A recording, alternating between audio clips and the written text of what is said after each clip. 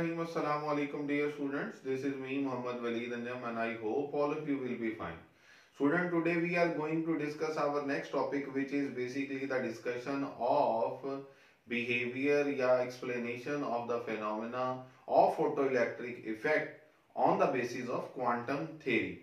Student, quantum theory की बुनियाद पर आइंस्टाइन ने फोटोइलेक्ट्रिक के इफेक्ट को किस तरह से एक्सप्लेन किया, ये हम देखेंगे। तो सबसे पहली लाइन हम ये लिखेंगे, Einstein explain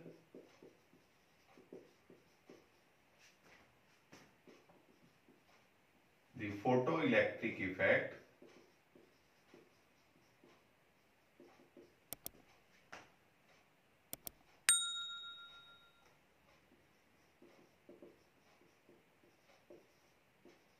by using Planck's photon theory। अब बेसिकली यहां पर हमारी ये जो डिस्कशन है वो ये है, यानी कि जो कोर कॉन्सेप्ट था, the energy is emitted or absorbed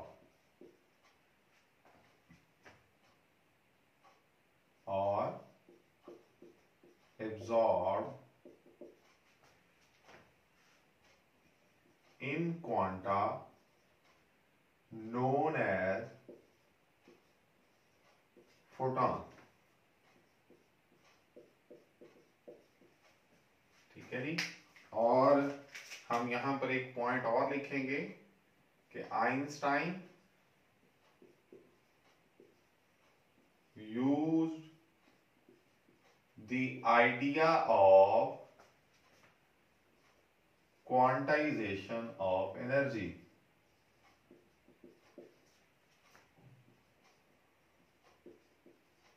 हर एक फोटॉन की जो एनर्जी है डायरेक्टली प्रोपोर्शनल है फ्रीक्वेंसी के, और जिसको हमने फर्दर इस तरह से पढ़ा था, E is equals to HF। और यहां से ही हमने H को एक्सप्लेन किया था कि H बेसिकली क्या है, प्लैंक्स कांस्टेंट है, और इसकी जो वैल्यू है वो कितनी है, 6.63 इंटू 10⁻⁻34 जूल सेकेंड इसका यूनिट है। अब बेसिकली हमारे पास जो कोई भी इंसिडेंट फोटॉन, हम ये कहते हैं जो लाइट हम इंसिडेंट करते हैं किसी मेटल पर, फोटोइलेक्ट्रिक इफेक्ट हमारे पास यही था कि किसी भी मेटल पर जब इंसिडेंट की जाती है कोई लाइट, तो उसके अंदर जो मौजूद फोटॉन्स होते हैं वो बेसिकली उस मेटल के अंदर मौजूद एटम्स के साथ जाके टकराते हैं और अपनी एनर्जी उनको दे देते हैं। और हमने ये एक टर्म यहाँ पे पढ़नी है, जब ये फोटॉन अपनी एनर्जी जाके एटम्स ऑफ द मेटल को देंगे तो जो उसके इलेक्ट्रॉन्स हैं वो वहां से एस्केप करेंगे। कितनी एनर्जी चाहिए किसी भी एक इलेक्ट्रॉन को रिमूव होने के लिए या एस्केप करने के लिए, हम उसको नाम देते हैं वर्क फंक्शन का। हमारे पास जब कोई भी एक फोटॉन आता है तो इलेक्ट्रॉन उस फोटॉन को अब्सॉर्ब करता है, और अगर इंसिडेंट फोटॉन की जो एनर्जी है वो इतनी सफिशिएंट हो कि वो उस इलेक्ट्रॉन को मेटल में से एस्केप करवा सकता है, तो हम ये कहेंगे कि इसके पास जो है वो वर्क फंक्शन की वैल्यू फुलफिल हो गई, जिसकी बुनियाद पर उसने इलेक्ट्रॉन को बाहर निकाला। और वो इलेक्ट्रॉन जब बाहर निकलेगा तो जो उसके पास remaining amount of the energy होगी वो अपीयर हो जाएगी in the form of the kinetic energy. Student, इस चीज को हम यहां पर डिस्कस कर लेंगे। तो हमारा जो पॉइंट है सबसे पहले वो है work function.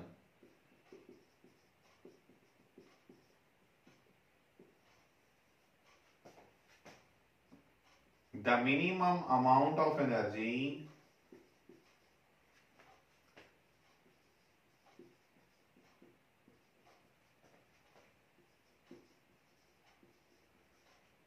required to escape an electron from metal surface is called, उसको हम क्या नाम देंगे, वर्क फंक्शन का नाम देंगे, और उसको रिप्रेजेंट किससे किया जाता है, फाई से।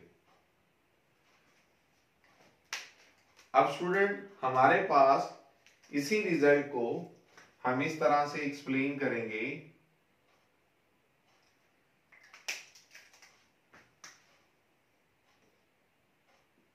Energy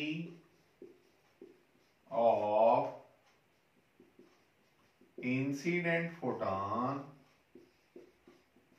is equals to work function plus maximum kinetic energy of electron। जो फोटॉन इंसिडेंट होता है उसकी एनर्जी तो हम यहां से ये देखकर आए हैं, कि पढ़ कर आए हैं कि E is equal to HF। ठीक है, अब हमारे पास यहां पर हम HF लिख देते हैं इस इक्वेशन के अकॉर्डिंगली, और वर्क फंक्शन की जगह पर हम फाई लिख देते हैं, और जो काइनेटिक एनर्जी है उसको हमें पता है किस तरह से लिखते हैं, हाफ mv²। और इसको अगर हम ये कहें कि वो maximum kinetic energy of the electron है, तो हम इसको रिप्रेजेंट करने के लिए यहां पर मैक्सिमम लिख लेते हैं। अब स्टूडेंट होता क्या है, होता यह है कि जब कभी भी कोई एक फोटॉन आके मेटल की सरफेस पर इंसिडेंट होता है तो अपनी एनर्जी वहां पर मौजूद एटम्स को दे देता है, और जो एटम्स हैं उस एनर्जी को अब्सॉर्ब करके, जिसके अंदर बेसिकली इलेक्ट्रॉन होंगे, तो इलेक्ट्रॉन जब उस एनर्जी को अब्सॉर्ब करते हैं तो वो मेटल की सरफेस में से बाहर आ जाते हैं। ठीक है, और जो रिमेनिंग एनर्जी होती है इंसिडेंट फोटॉन की, वो अपीयर हो जाती है in the form of the kinetic energy. यानी कि इसको मैं अगर थोड़ा सा इस तरह से एक्सप्लेन करूं कि इस फाई को हम इधर ले आए, जो कि बेसिकली वर्क फंक्शन है, equals to half mv²। Phi को जब हम इधर ले आएंगे, सपोज करते हैं कि जो इंसिडेंट फोटॉन है उसकी एनर्जी है 10 जूल सपोज, और किसी भी मेटल में से इलेक्ट्रॉन को रिमूव करवाने के लिए जो एनर्जी रिक्वायर्ड है, सपोज करें वो है जी 3 जूल सपोज, तो 3 जूल ऑफ एनर्जी जो कि वर्क फंक्शन थी, वो तो चाहिए ही चाहिए थी इलेक्ट्रॉन को रिमूव करवाने के लिए या मेटल की सरफेस से एस्केप करवाने के लिए, वो वर्क फंक्शन है।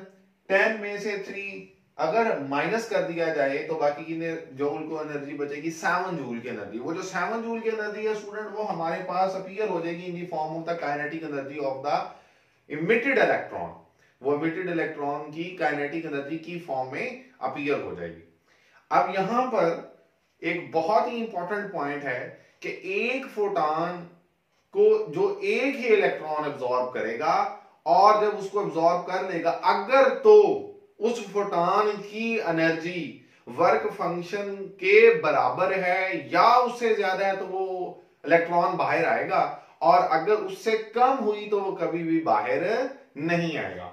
अब हम इस चीज को इस तरह से लिख सकते हैं कि हमारे पास अगर मैं ये कहूं कि जो इलेक्ट्रॉन बाहर आया है उसकी काइनेटिक एनर्जी 0 है, जब उसकी काइनेटिक एनर्जी 0 लिखेंगे स्टूडेंट, तो हम इसको लिख सकते हैं HF minus phi is equal to 0। अब स्टूडेंट हमें इस बात का भी अंदाजा है कि हमने एक फ्रीक्वेंसी पढ़ी थी जिसको हमने कहा था थ्रेशोल्ड फ्रीक्वेंसी। हम ये कहते हैं कि ये वो minimum amount of the frequency of the incident photon है कि अगर इस फ्रीक्वेंसी की वैल्यू प्रोवाइड की जाएगी तो ही हम ये कहेंगे कि इलेक्ट्रॉन बाहर निकलेंगे, और अगर frequency of the incident photon उस थ्रेशोल्ड फ्रीक्वेंसी से कम हुई तो हमने ये बात भी डिस्कस की हुई है कि कोई इलेक्ट्रॉन फिर वहां से बाहर नहीं निकलेगा। तो साबित ये हुआ कि अगर हमारे पास काइनेटिक एनर्जी 0 है तो इसका मतलब फिर वो फ्रीक्वेंसी कौन सी होगी, वो F0 होगी, जिसको हमने थ्रेशोल्ड फ्रीक्वेंसी का नाम दिया हुआ था स्टूडेंट। तो इस रिलेशनशिप से हमारे पास रिजल्ट आ जाएगा एच F0 इक्वल्स टू 5। ये हमारा रिजल्ट आ जाएगा। मैं बेसिकली ये कहना चाह रहा हूं कि अगर 3 जूल वर्क फंक्शन है और 3 जूल ही इंसिडेंट फोटॉन की एनर्जी है, तो 3 माइनस 3 स्टूडेंट क्या बचेगा, 0। तो रिजल्ट क्या निकला कि जो इलेक्ट्रॉन बाहर तो निकल गया लेकिन उसकी काइनेटिक एनर्जी 0 होगी।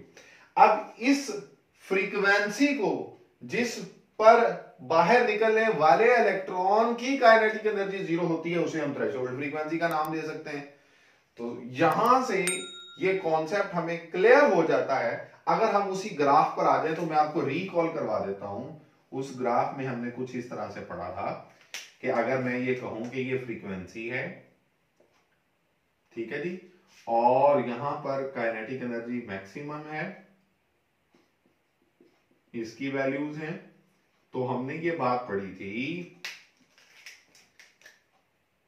कि ये वो फ्रीक्वेंसी है, ये वाली, इसकी जो भी वैल्यू सपोज करें इसकी वैल्यू है सपोज 3। तो इस फ्रीक्वेंसी से हम ये कहते हैं कि इलेक्ट्रॉन की एमिशन स्टार्ट हो जाएगी, और जब एग्जैक्टली 3 होगी तो इलेक्ट्रॉन की एमिशन तो स्टार्ट हो जाएगी। और इस फ्रीक्वेंसी को हमने F0 कहा था, आप ग्राफ में अगर देखें तो, और इस फ्रीक्वेंसी पर काइनेटिक एनर्जी मैक्सिमम क्या है, 0 है। बात समझ आ गई ना। इससे ज्यादा कोई भी फ्रीक्वेंसी होगी, इस फ्रीक्वेंसी को तो थ्रेशोल्ड कह दिया, इससे ज्यादा कोई भी फ्रीक्वेंसी होगी तो जो भी इलेक्ट्रॉन बाहर निकलेगा उसकी कोई ना कोई तो काइनेटिक एनर्जी होगी। तो यहां पर हम इस लिहाज से ये कहते हैं कि जब इलेक्ट्रॉन जो बाहर निकल रहा है उसके पास काइनेटिक एनर्जी अगर 0 है तो हमारे पास ये जो फ्रीक्वेंसी f है ये f की बजाय F0 होगी, जिसको हम क्या नाम देते हैं, थ्रेशोल्ड फ्रीक्वेंसी का नाम दे देते हैं। तो स्टूडेंट इस वैल्यू को फाई को अगर हम इस अबव इक्वेशन में पुट कर दें, मतलब इस इक्वेशन को मैं नाम दे देता हूं इक्वेशन नंबर 1 का, और इसको मैं नाम दे देता हूं इक्वेशन नंबर 2 का। अगर इक्वेशन नंबर 2 से फाई की वैल्यू इक्वेशन नंबर 1 में पुट करें तो हमारा रिजल्ट आ जाएगा H F minus H F0 equals to half mv²। और स्टूडेंट यहां से अगर हम देखें तो एच कॉमन है तो ये बच जाएगा f minus F0 equals to half mv²। Student यहां पर एक बड़ी इंपॉर्टेंट बात वो लिखता है कि ये लाजमी नहीं है कि जितने भी इलेक्ट्रॉन्स बाहर निकले उनके पास मैक्सिमम काइनेटिक एनर्जी हो। हर बाहर निकलने वाले इलेक्ट्रॉन की काइनेटिक एनर्जी मुख्तलिफ हो सकती है। क्यों, देखें, इस बात को ऐसे समझ ले, मैं एक छोटा सा सिस्टमैटिक बना देता हूं, आपको समझने में आसानी हो जाएगी। अगर हम ये कहें कि सपोज ये कोई भी एक मेटल है और ये उसके इलेक्ट्रॉन्स हैं, समझने की बात है। अगर मैं ये कहता हूं कि कोई भी फोटॉन जो आके इंसिडेंट होता है वो अपनी एनर्जी अगर इलेक्ट्रॉन्स को प्रोवाइड करता है तो इलेक्ट्रॉन अगर तो सरफेस से ही बाहर आ जाता है तो इस इलेक्ट्रॉन की काइनेटिक एनर्जी कुछ और होगी, बाहर निकलेगा जब। और अगर ये फोटॉन जो है वो सरफेस की बजाय सेकेंड या थर्ड या फोर्थ लेयर में से किसी एक इलेक्ट्रॉन को बाहर निकालता है, तो अब बाहर आने वाले इलेक्ट्रॉन की काइनेटिक एनर्जी पहले जो सरफेस से बाहर इलेक्ट्रॉन आया था उसके मुकाबले में कम होगी। क्यों कम होगी, इसलिए कम होगी कि जब वो मेटल की सरफेस में बाहर आ रहा होगा तो जो हमारे पास इंटर एटॉमिक कोलिजन्स होंगी उसकी वजह से बाहर आते आते उसकी एनर्जी डिक्रीज हो जाती है। तो हम इन पॉइंट्स को लिख भी लेते हैं जी। स्टूडेंट ये देखिएगा, it is to be noted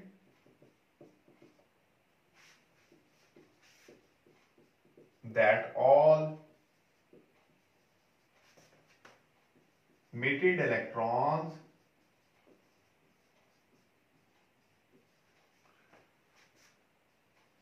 do not possess the maximum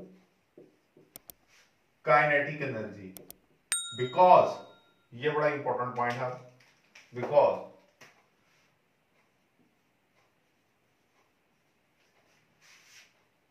some electrons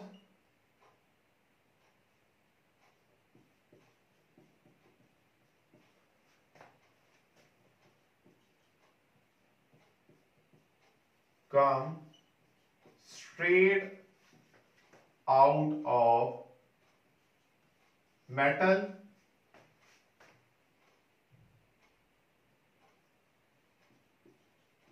some electrons lose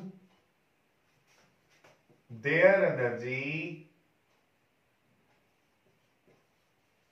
before coming out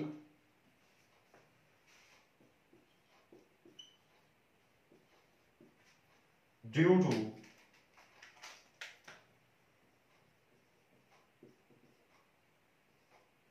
atomic collisions। तो ये वो पॉइंट था जो मैंने आपको बताया कि जो सरफेस से इलेक्ट्रॉन बाहर आ जाएगा वो तो मैक्सिमम काइनेटिक एनर्जी पोजेस कर सकता है, लेकिन जो सरफेस की नीचे सेकंड या थर्ड या फोर्थ लेयर में से बाहर आएगा तो मैक्सिमम एनर्जी पोजेस नहीं करेगा। क्यों? क्योंकि वो बाहर आने से पहले डिफरेंट एटॉमिक कोलिजन्स को फेस करके बाहर आएगा, तो जाहिर सी बात है उसकी एनर्जी जब वो बाहर निकलेगा तो सरफेस से निकले हुए इलेक्ट्रॉन के मुकाबले में कम होगी। यहां पर नेक्स्ट जो पॉइंट है वो ये है कि photo electric effect can not be explained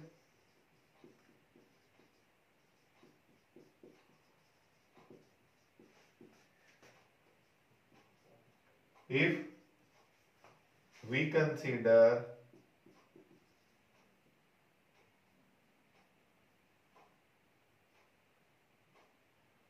that light consists of waves and energy is uniformly distributed over its wavefront। अगर हम ये बात मान लें तो फिर फोटो इलेक्ट्रिक इफेक्ट को एक्सप्लेन नहीं किया जा सकता। अब नेक्स्ट पॉइंट वो कहता है it can only be explained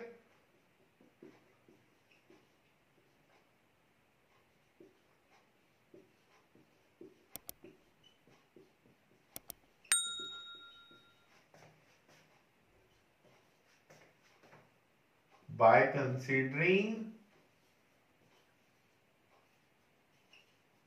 light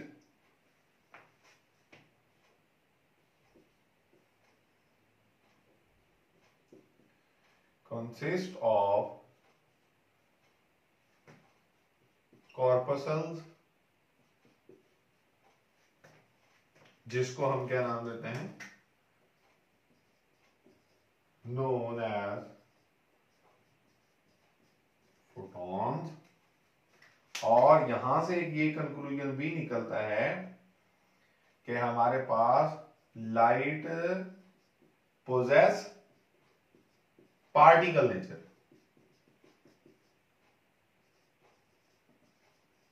कि एक पार्टिकल है वो आया इलेक्ट्रॉन के साथ टकराया, अपनी एनर्जी इलेक्ट्रॉन को दी और इलेक्ट्रॉन को वहां से एस्केप करवा दिया। तो ये बेसिकली जो फिनोमेना है, ये जो एक्सप्लेनेशन है, ये आइंस्टाइन की जो थ्योरी के मुताबिक बेसिकली वो फोटॉन के लिहाज से ही है या क्वांटाइजेशन ऑफ एनर्जी के लिहाज से ही है, on the basis of the quantum theory.